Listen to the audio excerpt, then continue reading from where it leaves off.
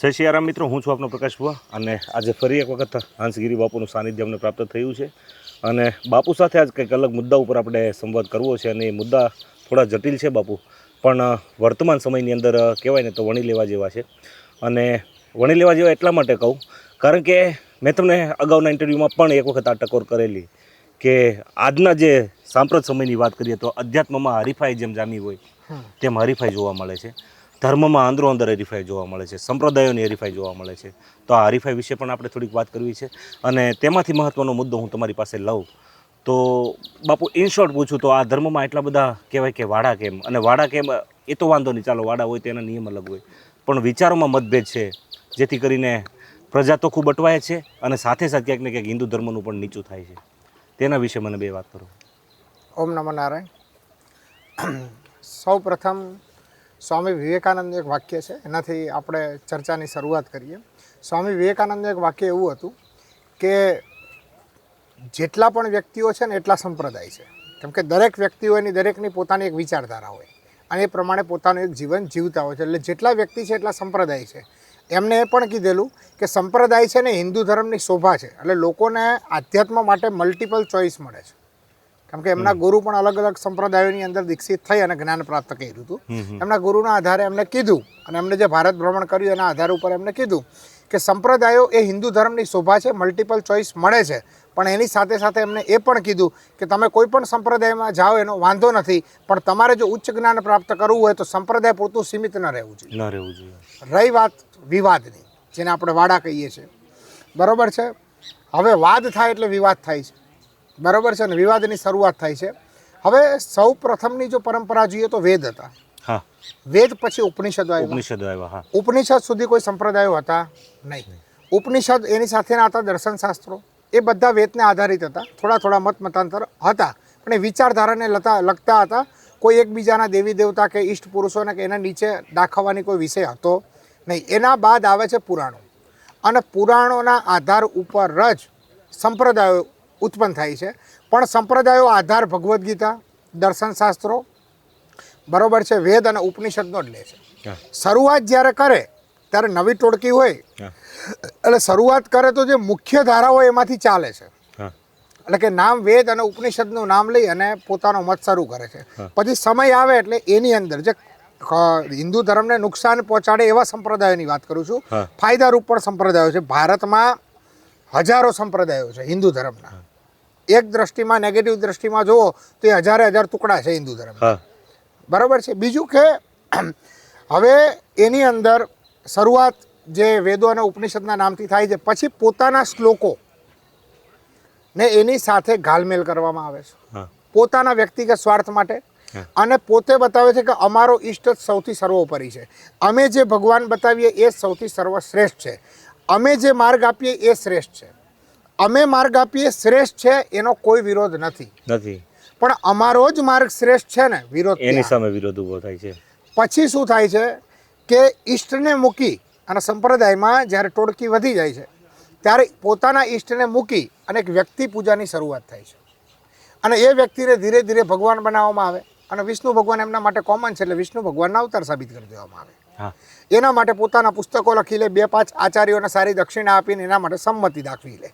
આજે વર્તમાન પરિસ્થિતિમાં અને ભૂતકાળમાં બન્યું છે એની વાસ્તવિકતા છે, બરાબર છે. તો પણ આપણે એને હિન્દુ ધર્મનું અંગ જ માનીએ છીએ. છતાં પણ આટલું બધું થયા છતાં પણ આપણે એવું માનીએ છીએ કે વિચારધારાના વિરોધી હોઈ શકે એકબીજાના, વ્યક્તિના વિરોધી નહીં. જેમ કે શંકરાચાર્ય અદ્વૈતમાં માનતા, માધવાચાર્ય વલ્ભાચાર્યજીને દ્વૈતમાં માનતા, શુદ્ધ અદ્વૈતમાં માનતા. એ બીજા એકબીજાના વિચારોનું ખંડન કરતા, પણ એ બીજા એકબીજાના વ્યક્તિ કે મહાપુરુષોના વિરોધી નહોતા.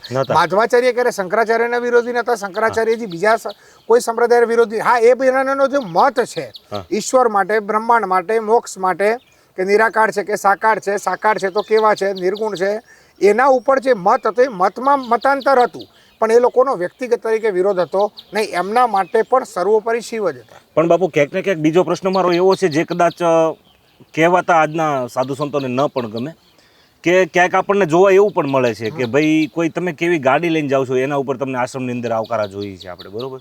આ ખરેખર નિમ્ન કક્ષાની વાત કહેવાય, પણ સનાતનને નથી શોભતી એવી વાત છે. અને ક્યાંક ક્યાંક મોટા જે ગાદીપતિઓ છે, બરોબર, અરે તે લોકો કેવું કરે છે કે ભાઈ સામાન્ય માણસ એને જે મળવું હોય તો એ એને મળી નથી શકતો. તો આને સનાતનના સૈનિકો તો કેવી રીતે આપણે સ્વીકારી શકીએ? કારણ કે જે આવા લોકો જ જો આપણને કાંઈ ભાવ નહીં આપે, બરાબર, અથવા તો નાના સમાજને મળશે નહીં અને નાના સમાજ સુધી પહોંચશે નહીં, તો છેવાડાના માણસો તો આ ધર્મથી વંચિત રહી જવાના, એમાં તો કોઈ બેમત નથી જ તે. એટલે આવા સાધુ સંતો વિશે પણ મારે તમને એક તીખો સવાલ છે, પણ સવાલ ખરેખર જટિલ છે પણ જરૂરી છે. એના માટે પણ મારે થોડીક એ તરફ જવું છે. મારા ગુરુજીને એક વાક્ય હતું કે ભક્તો, તમને જો ખરેખર સત્ય જાણવાની ઈચ્છા હોય તો ઝૂંપડીઓની અંદર તમને 90% કરતાં વધારે સત્ય મળશે. હા, જે ઝૂંપડીઓ સંતો છે એની અંદર તમને 90% કરતાં વધારે સત્ય મળશે. રહી વાત મોટા સંતો, જેને મતલબ આપણે ભૌતિકતાના આધાર ઉપર મોટા કહીએ છીએ, હા, કોઈ જ્ઞાનના આધાર ઉપર આપણે મોટા કહેતા નથી. નથી, ભૌતિકતાના આધાર ઉપર. હવે એવું પણ હોઈ શકે કે એના માટે લાખો ભક્તો હોય તો બધાને મળવું એના માટે શક્ય પણ ન હોઈ શકે, અથવા પોતાની ઈચ્છા છે, કેમ કે ભારતના નાગરિક છે, હા, કોને મળવું કે કોને ન મળવું એ પોતાનો ઈચ્છાનો વિષય છે. પણ હવે હું માનું છું કે સોશિયલ મીડિયાથી લઈને ઘણા બધા એવા માધ્યમો છે કે જેના દ્વારા સમાજને તમે સત્ય પીરસી શકો એવું છો. એના માટે પર્ટિક્યુલર તમારે વ્યક્તિગત સાથે બેસવું એવું જરૂરી છે ને. એને જ્ઞાનમાં ક્યાંય પડદો ન હોય અને પડદો હોય તો જ્ઞાન ન હોય, તો એ રીતે ખુલીને બેસવામાં કંઈ વાંધો નથી અને ખુલીને લોકોને સત્ય પીરસવું.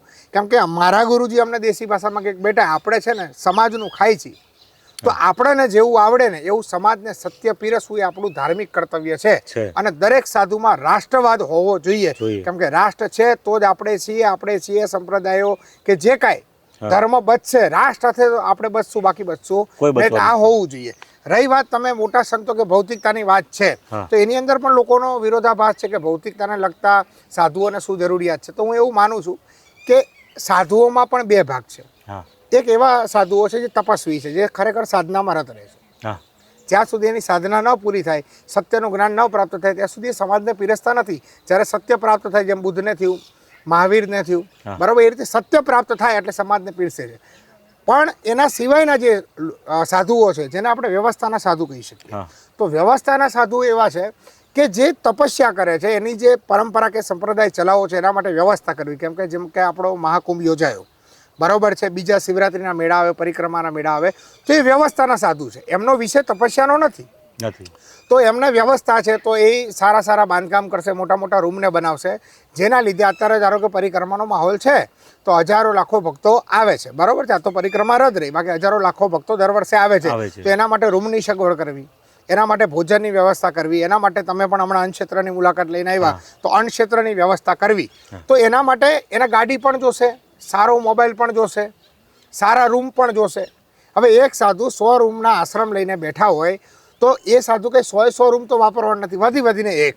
એમના કોઈ શિષ્ય છે તો બીજો રૂમ, બાકી 98 રૂમ તો સમાજના પૈસા આવ્યા છે, સમાજના પૈસે બન્યું છે અને સમાજ એનો ઉપયોગ કરે છે.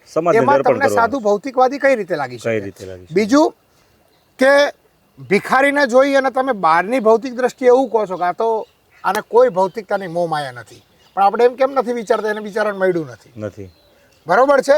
એ બહારથી તમને અભોગતા લાગતો હોય પણ અંદરથી એની મનોકામનાની અંદર ભૌતિકતા ખૂબ વધારે હોય.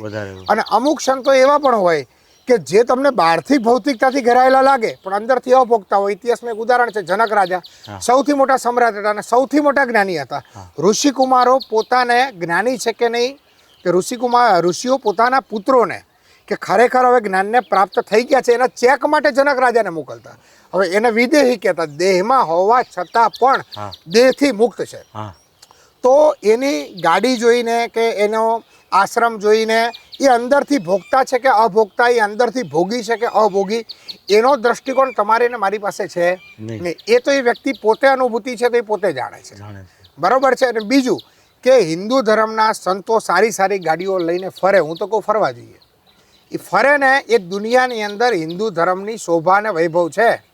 હવે હિન્દુ ધર્મના સાધુઓ જો હાવ ખરાબ કન્ડિશનની અંદર હોય, તમે ક્યાંય ચર્ચના મોટા પાદરીને અથવા કોઈ મૌલાનાને હેલિકોપ્ટર સિવાય જોયા છે?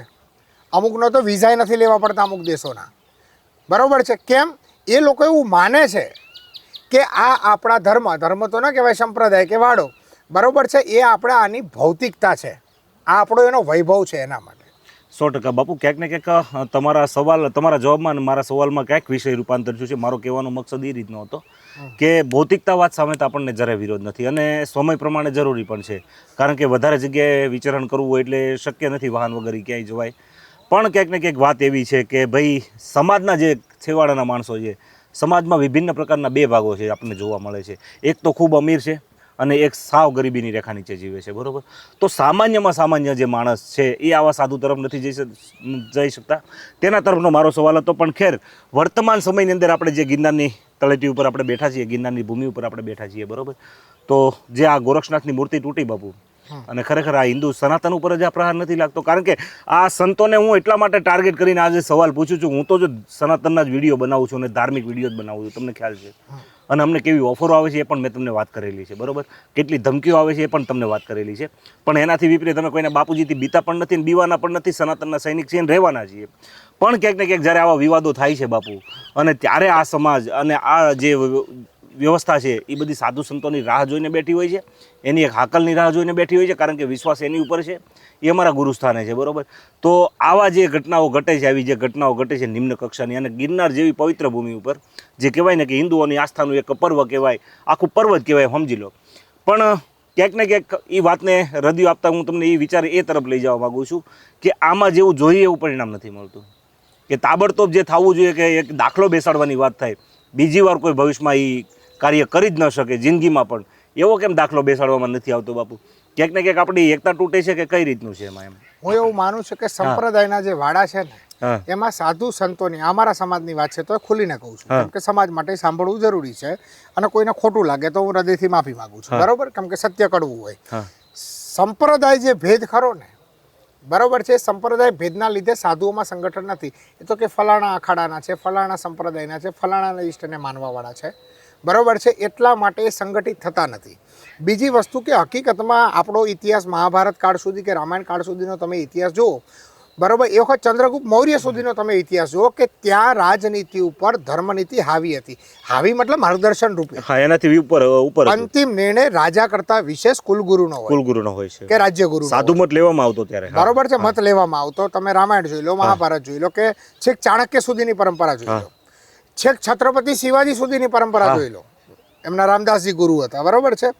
તો એની અંદર જ્યારે રાજનીતિ ઉપર ધર્મનીતિ જ્યાં સુધી આવી હતી ને ત્યાં સુધી દેશમાં કોઈ તકલીફ નથી આ બાબતમાં.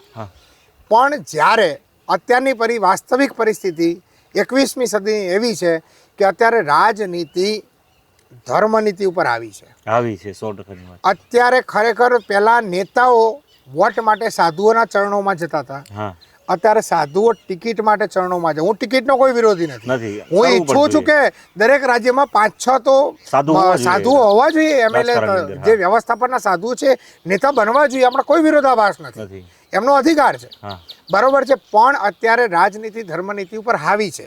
એમાં હું ખામી રાજનીતિની કાઢતા કરતા સંત સમાજની નબળાઈ, અને નબળાઈ પાછળનું મુખ્ય કારણ સંપ્રદાય ભેદ.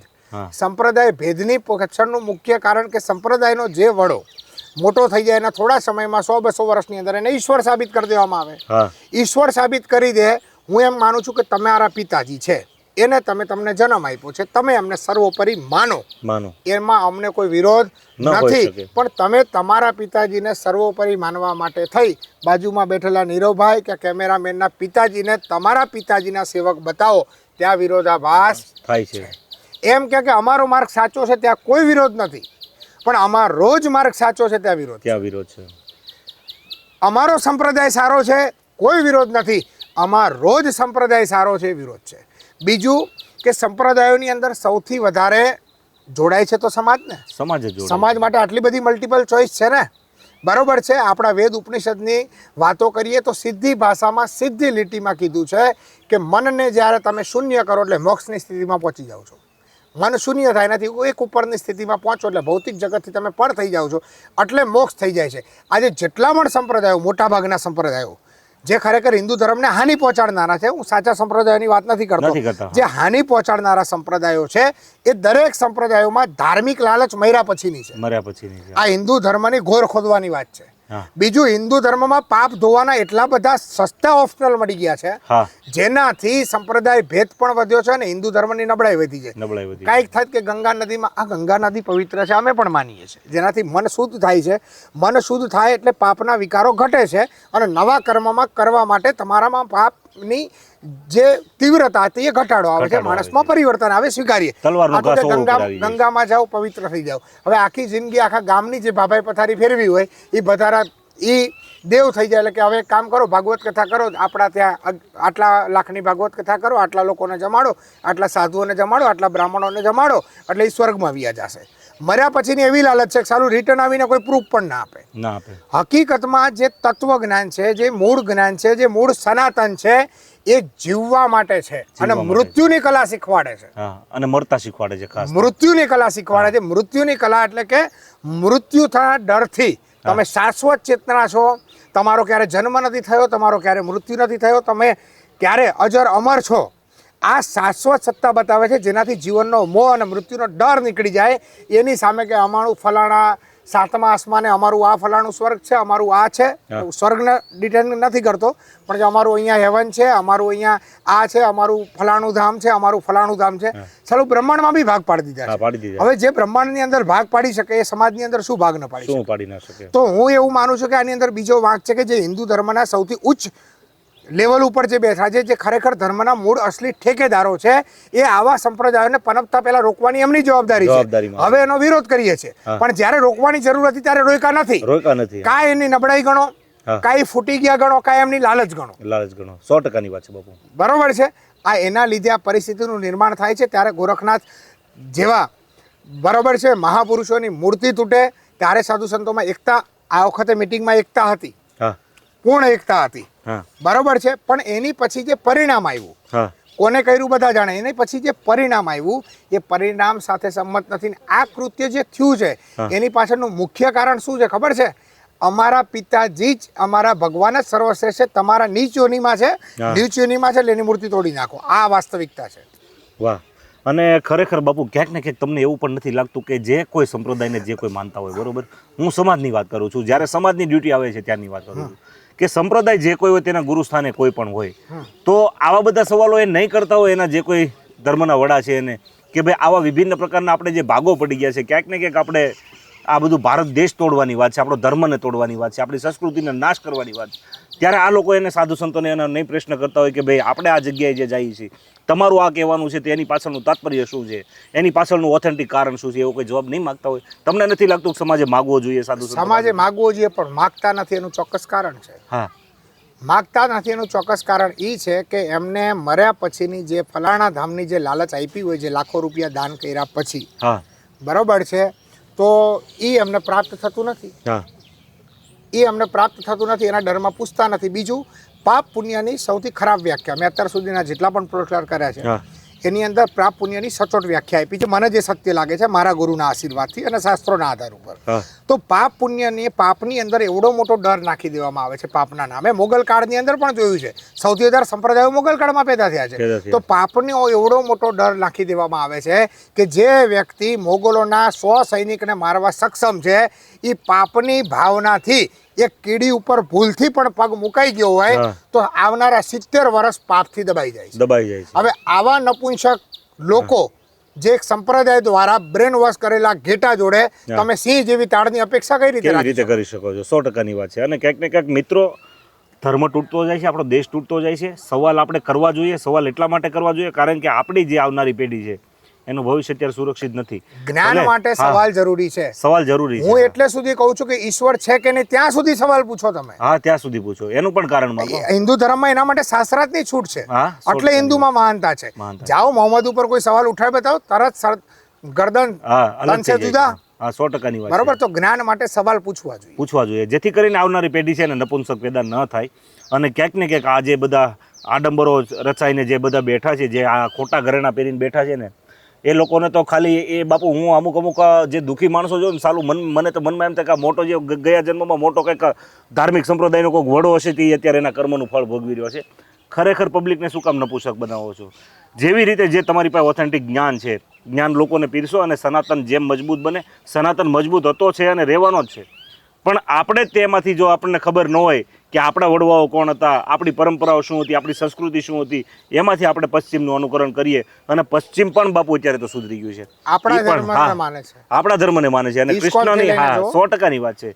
તો જાગો, આજે નહીં તો કાલે, જગાવીને નહીં ચાલે. અને સમય એવો આવવાનો છે, કાળ એવો આવવાનો છે કે હું તમે સહન નહીં કરી શકે અને આ જોવું પડશે.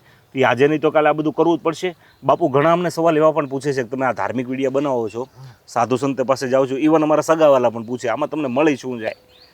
એની કરતાં તમે કોઈ જુગારની એપની એડવર્ટાઈઝ કરતા હો તો આવા પણ અમને કરે છે, બરોબર, કરવાવાળા પણ ક્યાંક ને ક્યાંક મિત્રો, કહેવાય જેની ને અંદર, હા, ફરજનો સંતોષ મળે છે. ફરજનો સંતોષ મળે છે. 100%ની વાત છે બાપુ. અને ક્યાંક ને ક્યાંક અમારા મનમાં પણ એવું છે, અમારા દિલમાં પણ એવું છે કે આવા ધાર્મિક કોઈ સાધુ સંતો હોય તો આપણે એને પૂછવું જોઈએ, આપણે એની પાસેથી કંઈક જાણવું જોઈએ, આપણી પરંપરા શું હતી એ જાણવી જોઈએ, જેથી કરીને આપણે આવનારી પેઢીને આપણે થોડીક સંભળાવી શકીએ. અને વાત રહી હવે સનાતનની જ, તે સનાતન તો અજર છે, અમર છે અને એ રહેવાનો છે કાયમ માટે. પણ ક્યાંક ને ક્યાંક એના માટે મારે તમારે મથવું પડશે, એ વાત પણ સાચી છે. તો ફરી પાછા બાપુ સાથે ક્યારેક એવો દિવ્ય સંવાદ કરશું અને સાથે મળીને આનંદ કરશું. ત્યાં સુધી જય સિયારામ, જય સનાતન ધર્મ, જય ગિરનારી મહારાજ, જય ગુરુ દત્તાત્રેય. ઓમ નમો નારાયણ. ઓમ નમો નારાયણ.